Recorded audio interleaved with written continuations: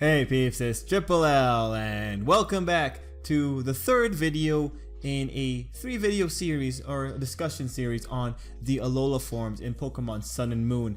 The previous video I talked about Vulpix and Sandshrew and the process that might have led to their Alola forms, and at the end of that video I pretty much said that there was one Pokemon that mucked everything up, and that Pokemon was our good buddy Exeggutor.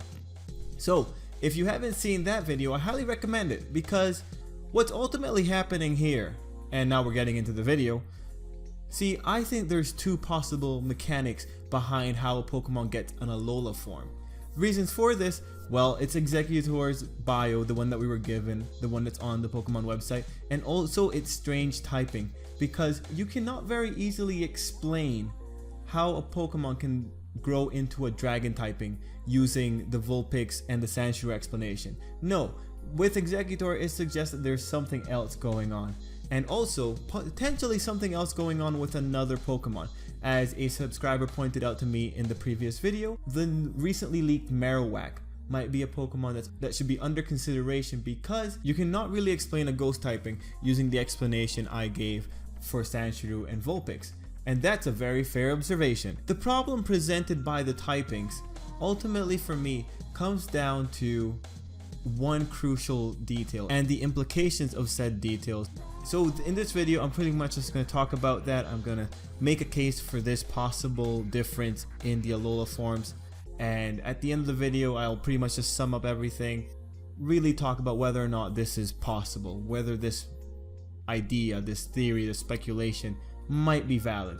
So peeps, let's get right down into it. So here's the problem with Exeggutor. We don't know if Exeggcute has an Alola form. It might imply that there's a different mechanism to how an Alolan Exeggutor came into being. If we look at its bio, it further goes to support that, because in that bio we see that Exeggutor is just recognized as the pride of Alola. There's nothing there talking about its origins or how it settled. It just seems that it reacts to the Alola environment, because the bio goes on to say something about how the strong, intense sunlight just makes Exeggutor go through this transformation. So the problem here is, if you were to bring an Exeggcute from Pokemon Bank and just have it evolve in the Alola region, is it going to turn into a natural Alolan Exeggutor? And what does that mean for the mechanic? Well, if that is the case, and this is a big if, it means that Exeggutor is way more similar to Eevee. And you might be asking, whoa, how Eevee, right? Like, why that little puffball? No, it's pretty simple. It's because you have to think of Alola as a giant moss stone, because Eevee is one of the Pokemon that can evolve dependent on the energy that's going on in their location. If you were to take Eevee into a forest with the moss stone present, it's going to evolve into Leafeon. If we have a regular Exeggcute evolving into an Alolan Exeggutor in the Alola region, then that's what I think is happening. You take Exeggcute into the Alola region, think of that place as having a giant stone that triggers Exeggcute. So when Exeggcute evolves, it naturally evolves into the Exeggutor. So that's an interesting mechanic if that's how it ends up working. The idea that the sunlight of Alola is just so powerful that it would trigger a slightly different evolution in a Pokemon.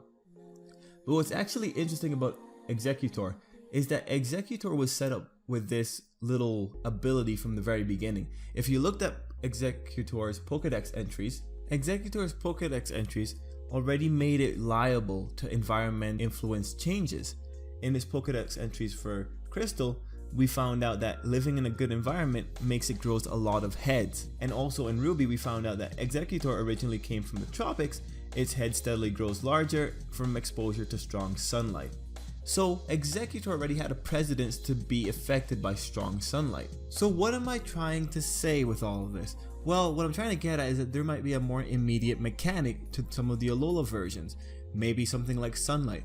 Because it's a more immediate stimulus, it triggers at evolution instead of having the more long-term route that maybe Sandshrew and Vulpix had. What else could we probably infer from this immediate mechanic? Maybe this mechanic is more liable or more capable of making more drastic changes in a Pokemon. Maybe this is what causes an Exeggutor to have the completely outrageous typing of Dragon. So what I'm trying to say is it creates a situation where if a Pokemon is evolving by this immediate stimulus, like say sunlight, it's more likely to develop a really crazy typing. And this might also apply to Marowak.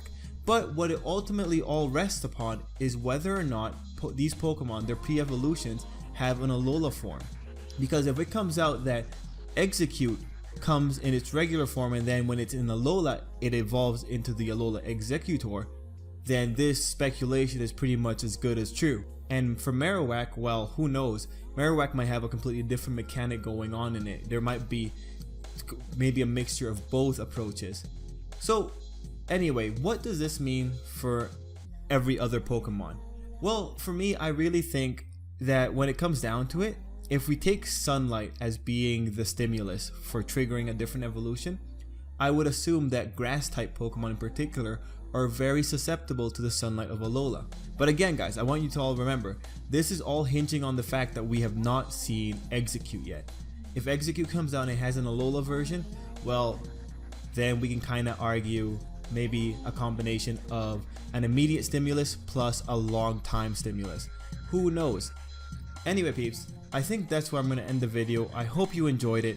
The overall message you take from this is that I really do think there are two mechanics at this moment in time, and the second of that mechanic, this one, is a more immediate environmental stimulus that might trigger more radical type changes. So peeps, let me know what you think of this video, and until next time, have a good day. I actually really enjoyed editing this one. It was a nice, relaxing time.